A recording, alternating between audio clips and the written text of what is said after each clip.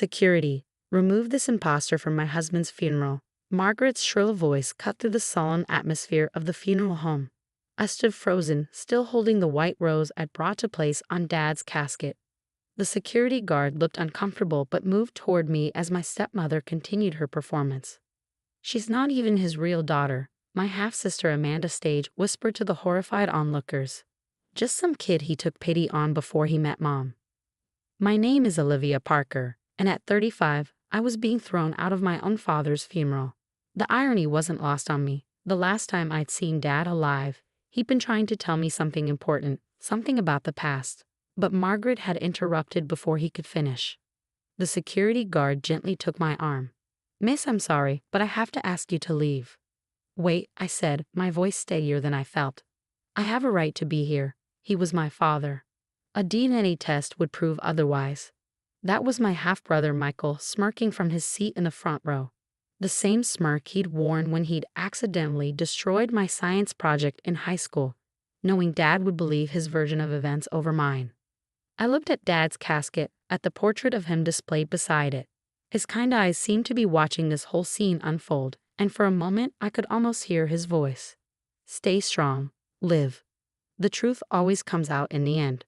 But before I could protest further, 2 security guards were escorting me toward the exit. The sound of snickering followed me out, my siblings enjoying their final victory over the outsider who dared to claim a place in their perfect family. As the doors closed behind me, I sank onto a bench outside the funeral home, my mind spinning back to my earliest memories. Dad, Thomas Parker, had been part of my life for as long as I could remember. He'd married my mom when I was just a baby, and though the marriage hadn't lasted, he'd remained my father in every way that mattered. He'd never missed a birthday, never failed to show up for school events, and had put me through college despite Margaret's protests about wasting money on someone else's kid. My phone buzzed. A text from Amanda. "Hope you enjoyed the show. Dad's real family is saying goodbye now." I was about to turn off my phone when another message came through, this one from an unknown number. "Ms. Parker, this is James Wilson from Wilson & Associates Law Firm. I'm your father's attorney. Please remain nearby. Your presence will be required for the reading of the will immediately following the service." My heart skipped a beat. Margaret had told me there was no will, that everything had been arranged years ago to pass directly to her and her children. But then again, Margaret had told me a lot of things over the years. I sat there for what felt like hours, watching people arrive and leave, many giving me curious or pitying glances. A few old family friends tried to approach me, but quickly scurried away when Margaret's sharp eyes landed on them through the funeral home windows. Finally, the service ended. People began filing out, and I watched Margaret lead my siblings toward their cars, their faces still bearing those self-satisfied expressions. But before they could leave, James Wilson appeared at the entrance.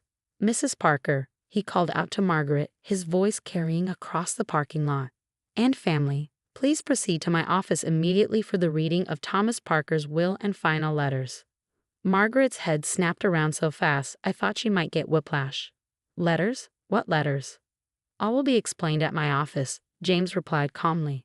Then his eyes found me on the bench. "Ms. Olivia Parker, that includes you." "She's not invited," Margaret snapped. "Any paperwork involving my husband's estate will be handled by his real family." James adjusted his glasses, looking down at Margaret with an expression I couldn't quite read. "Actually, Mrs. Parker, Olivia's presence is explicitly required by your late husband. In fact, he left specific instructions that the will cannot be read without her in attendance." The look on Margaret's face was worth every second of humiliation I'd endured that day. She opened and closed her mouth several times, but no words came out. Amanda and Michael exchanged worried glances. "If you'll all follow me," James continued, "there's something you need to see, particularly an envelope your father left, dated 30 years ago, with explicit instructions that it was to be opened only upon his death, with all of his children present." As I stood to follow them, I caught a glimpse of my reflection in the funeral home windows. Behind me, Dad's portrait seemed to be smiling, as if he knew something the rest of us didn't. Maybe he did. Maybe that's what he'd been trying to tell me during our last conversation. Walking toward the lawyer's office, I remembered Dad's words from that day. "Liv, there's something you need to know about the past, about your mother." But Margaret had burst in then. as she always did when Dad tried to have private conversations with me, and the moment was lost. Now, watching Margaret and my siblings march ahead of me, their confidence slightly shaken, I couldn't help but wonder, what was in that 30-year-old letter? And why had Dad waited until after his death to reveal it?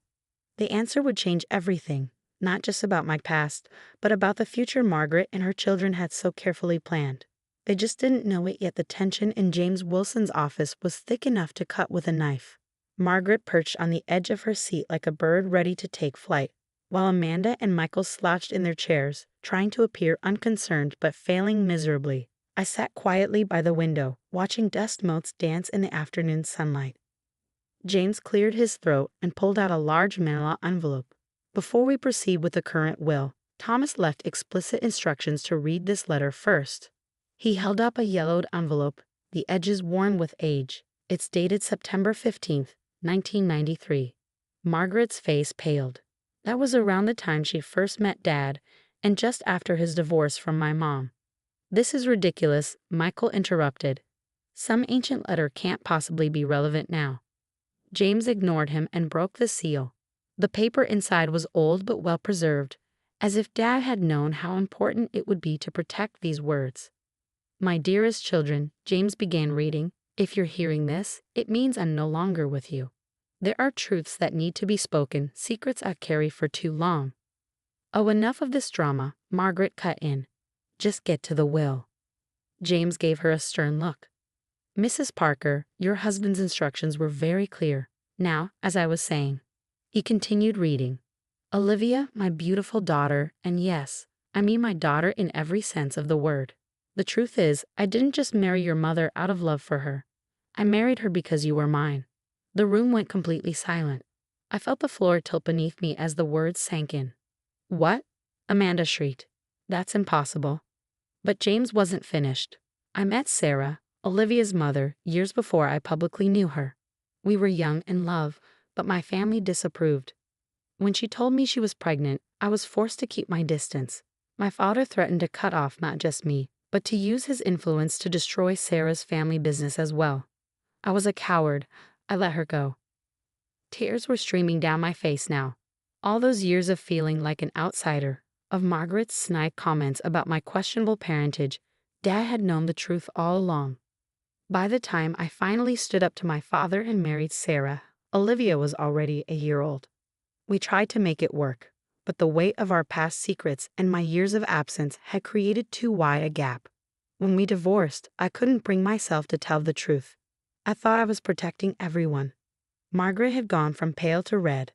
"This is preposterous. Where's the proof?" James pulled out another document from the envelope. Thomas included DNA test results from 1993, confirming his paternity.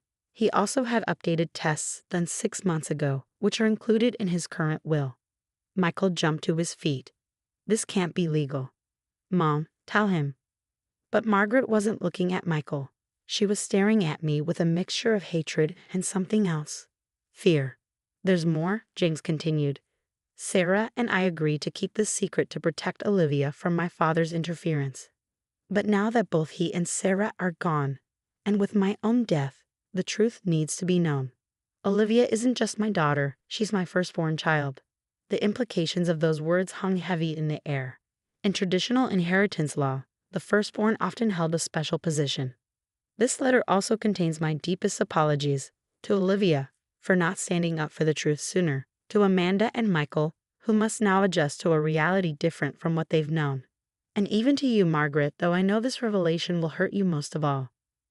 "I don't believe any of this," Margaret spat, but her voice trembled. "It's all lies." James set down the letter and picked up a thick file.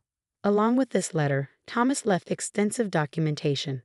Birth records, DNA tests, photographs, letters between himself and Sarah, and a detailed timeline of events. He was very thorough in ensuring the truth couldn't be disputed. I sat there, trying to process everything. Dad wasn't just the man who'd raised me. He was my biological father. All those times Margaret had mocked my unknown origins. She'd been unknowingly insulting her own husband. "Now," James said, picking up another document, "shall we proceed with the current will? Though I should warn you, Thomas made some significant changes 6 months ago, after confirming the DNA results again. Margaret gripped the arms of her chair, her knuckles white. Amanda had started crying quietly, while Michael just stared blankly ahead.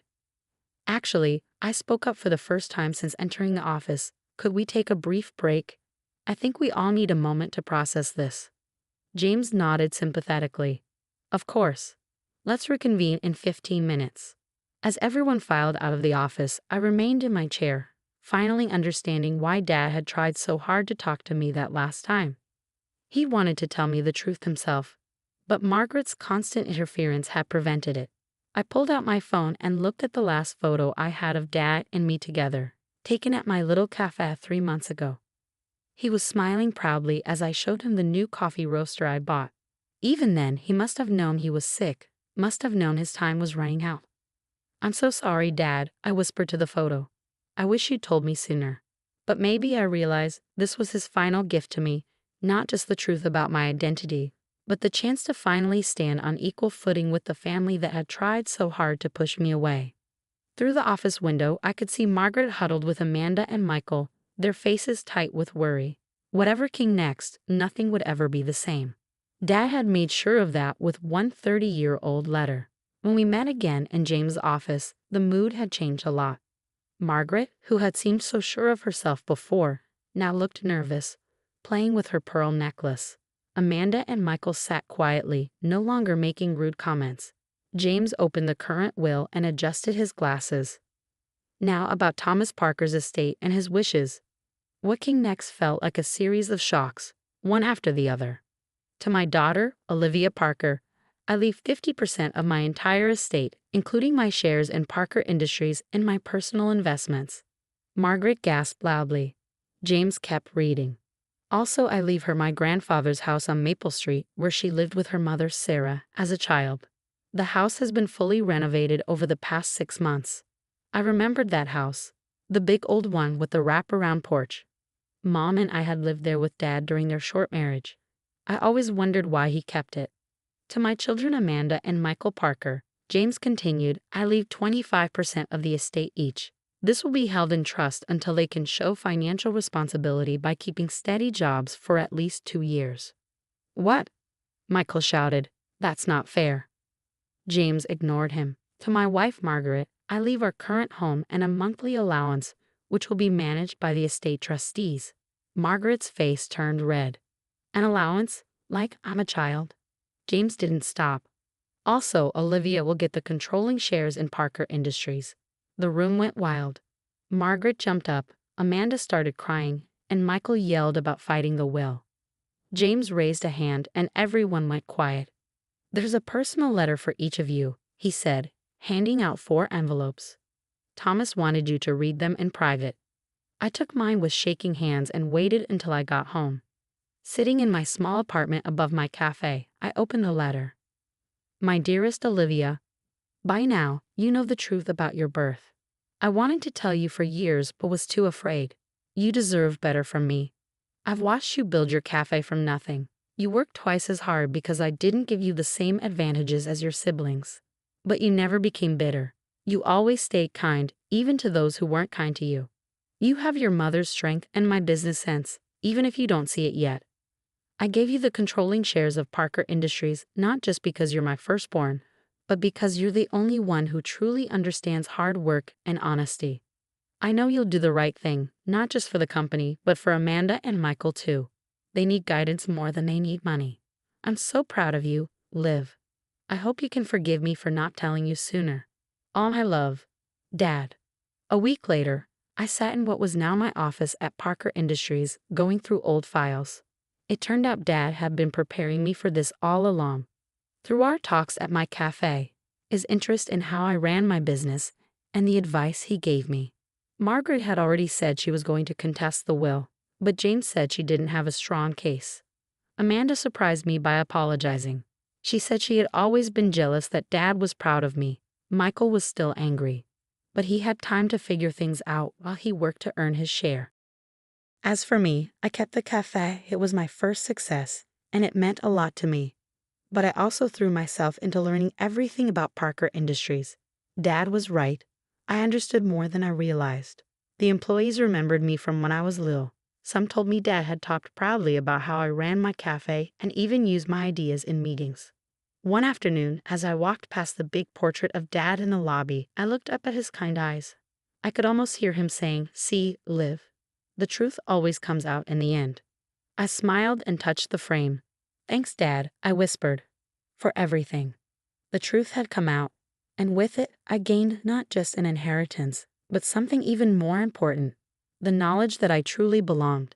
That weekend, I visited the house on Maple Street. Standing on the porch, I felt like I had come full circle. I was no longer the outsider. I was the daughter my father had always believed in. Margaret's angry legal letters didn't bother me anymore.